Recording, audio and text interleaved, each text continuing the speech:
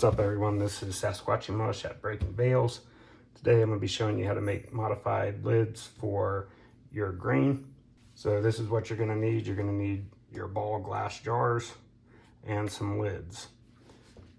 The easiest way to do this is simply the original lids that come with the ball jars. You don't have to do anything to them.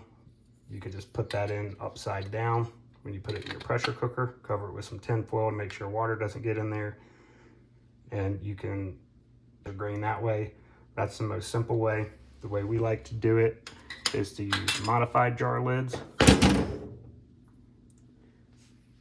Now you can use the metal lids that came with it, but after a while you will get some rust around the hole that we drill, and that could lead to contamination. So we like to use these plastic lids. They are able to go right into the pressure cooker. They're watertight, airtight. They can go in the freezer, anything you need, they're good. This is what we would recommend. Now, what you'll need to make these modified lids, you'll need obviously the ball jars. These are the lids we like to use. You could use just regular micropore tape, or you could use the filter patches, which are 20 millimeters, and they filter down to 0.3 microns. And your injection port. These are the 20 millimeter or the 7.6 millimeter injection ports. You'll need drill bits for a 7/16 and a 1/4 inch hole. I like using the step bit, that way you don't have to switch back and forth. You can just have one drill bit that you use. And of course, a drill. So to get started, we're first going to drill the 7/16 hole. And we want to pick spots in the lid where there's no writing. That way you get a good surface where it's going to sit flat and you don't have any leakage. So we're going to put our filter over here, and that's going to be a 1/4 inch, which will be the second step up on this drill bit.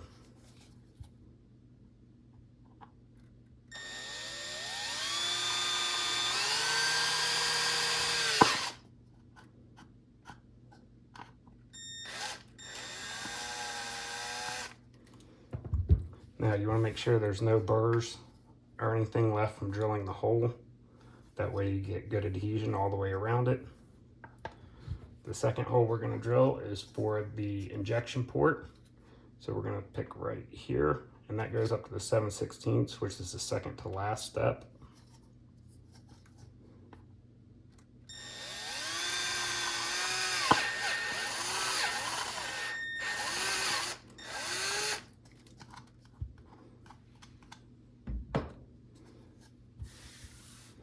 Now we've got both of our holes drilled, let's install the filter patch.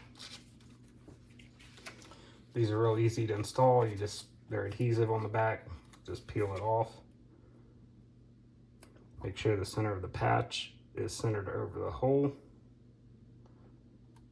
and just stick it down.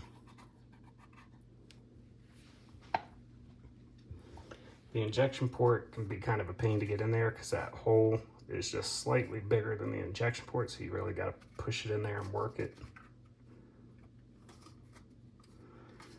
Once you get it in, just kind of push and give it a little bit of a twist. And as you can see, it's really tight all the way around, so you don't have to worry about leaking or anything like that, and it keeps the grain nice and sterile. So this is the finished product. So once you get your grain in here, you can just screw the lid on, put it in your pressure cooker. You'll have grain that's ready for inoculation. You can just inoculate right through the injection port with your isolated spore syringe, and it'll be allowed to breathe, so you'll get nice healthy colonization in your grain. Please give us a follow. Like, we're just getting started, so we're going to be uploading a lot more videos on how to cost effectively be able to grow your own gourmet and functional mushrooms at home. You can find us on Instagram, Facebook, YouTube. So please give us a like and a follow.